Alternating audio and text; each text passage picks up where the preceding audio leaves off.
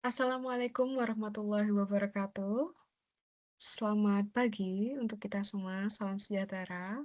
Perkenalkan, saya Elisa Nurholis. Dalam video kali ini, saya merangkum 5 artikel kunci tentang manajemen risiko. Artikel yang pertama, yaitu terkait dengan asesmen berbasis ISO 31000, kemudian pelajaran ERM dari pandemi COVID-19, desain manajemen risiko di RSUD, kemudian metodologi kuantitatif risk assessment, dilanjutkan dengan standar Basel OP 25 untuk risiko operasional.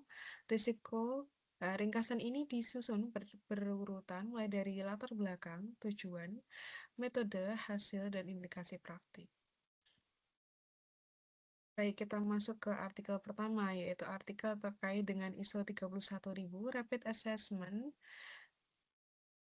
Untuk latar belakang penelitiannya, yaitu banyak organisasi yang mengklaim bahwa sudah menerapkan manajemen risiko, tapi susah diukur secara objektif. Karena itu dibutuhkan alat ukur cepat yang selaras dengan prinsip kerangka dan proses ISO.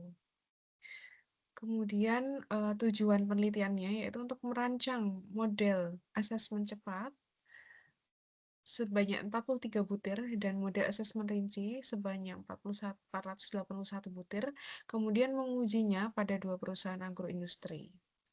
Untuk metode yang digunakan yaitu instrumen diturunkan dari ISO 31000 dan pendekatan 3 lines of defense, scoring biner untuk model cepat dan skala 0 sampai dengan 5 untuk model rinci. Untuk hasil penelitiannya, model cepat efektif untuk pemindahan kematangan, model rinci mengungkap area lemah terutama pada proses sekaligus memberikan rekomendasi perbaikan.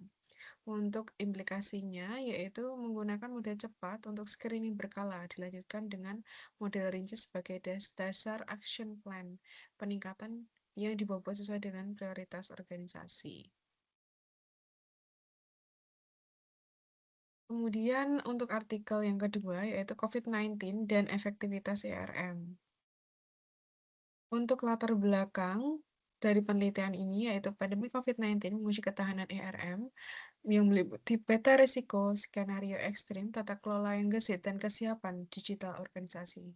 Untuk tujuan penelitiannya yaitu sintesis pelajaran agar ERM lebih siap menghadapi peristiwa ekstrim dan risiko sistemik. Metode penelitian yang digunakan yaitu kajian konseptual dibingkai dengan 7 komponen ERM menurut LAM atau risk governance hingga data dan teknologi. Untuk hasil penelitian ini yaitu disarankan horizon scanning, stress testing, dan reverse stress testing, integrasi RM bisnis, penguatan indikator risiko, dan BCP spesifik pandemi. Untuk implikasinya yaitu memperbarui peta risiko yang hidup, tambahkan skenario sistemik multifaktor, dan menyiapkan dashboard atau warung dan melatih reverse stress test secara berkala.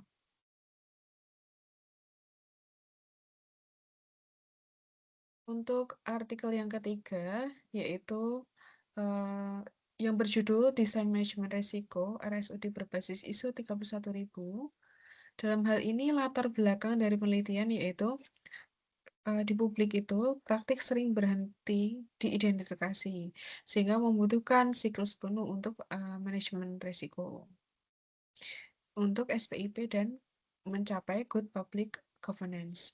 Sedangkan untuk tujuan penelitiannya, yaitu mengevaluasi praktik manajemen risiko di RSUD dan merancang perbaikan berbasis ISO 31000 dalam kerangka regulasi SPIP. Metode yang digunakan yaitu studi kasus kualitatif yang meliputi telah dokumen, wawancara semi terstruktur, dan analisis sistemik yang memetakan konteks, kriteria, asesmen, treatment, dan monitoring.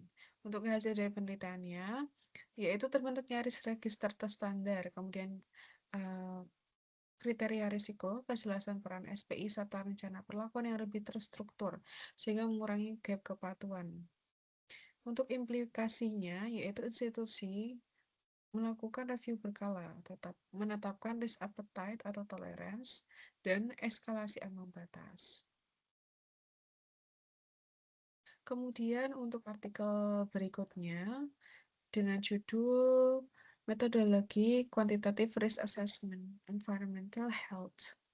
Nah, latar belakang dari penelitian ini yaitu banyak keputusan atau kebijakan yang membutuhkan estimasi, numerik, dan penyajian ketidakpastian yang eksplisit. Nah, QRA menjadi kunci untuk itu. Kemudian untuk tujuan penelitiannya, yaitu merangkum tahapan untuk quantitative risk assessment yang meliputi penetapan skenario atau counterfactual, pemetaan paparan, dosis respon, hingga analisis ketidakpastian dan ekonomi dampak. Untuk metode yang digunakan, meliputi tinjauan metodologis yang menyoroti isu skala spasial pembobotan populasi, korelasi antar faktor, serta pemilihan exposure response function yang valid. Untuk hasil penelitiannya, meliputi dokumentasi asumsi, cakupan atau korelasi faktor, interval ketidakpastian, serta QRA melengkapi matriks resiko. Dan implikasi hasilnya, yaitu rekomendasi dokumentasi asumsi, perhatian pada non-linearitas kurva dosis respons, serta opsi perhitungan berbasis PAV maupun percent years. Untuk implikasinya, yaitu menggunakan QRA untuk memvalidasi prioritas dalam matriks resiko dan melakukan analisis sensitivitas bila data terbatas bisa dimulai dengan pendekatan semi-kuantitatif.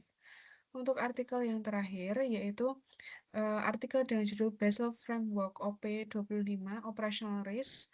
Untuk latar belakang penelitian ini yaitu regulator membutuhkan pendekatan standar dan comparable untuk perhitungan model risiko operasional. Untuk tujuan penelitiannya, menetapkan standardized approach. Dan untuk metode yang digunakan berupa BIC atau koefisien bertingkat dan ILM yang memperhitungkan data kerugian internal selama 10 tahun. Untuk hasil dari penelitiannya, mendorong perbaikan kualitas data loss, penguatan kontrol proses, dan budaya pelaporan, serta peka terhadap kejadian ekstrim. Untuk implikasi atau dampaknya, yaitu mengintegrasikan KRI dan limit, otomasi workflow, insiden, serta tingkatkan investigasi dan mencegah berulangnya kejadian. Demikian ringkasan 5 artikel. Pada intinya, yaitu organisasi memerlukan alat ukur yang tepat, ERM yang adaptif, tata kelola yang kuat, serta kuantifikasi risiko yang jujur terhadap ketidakpastian, terutama pada risiko operasional.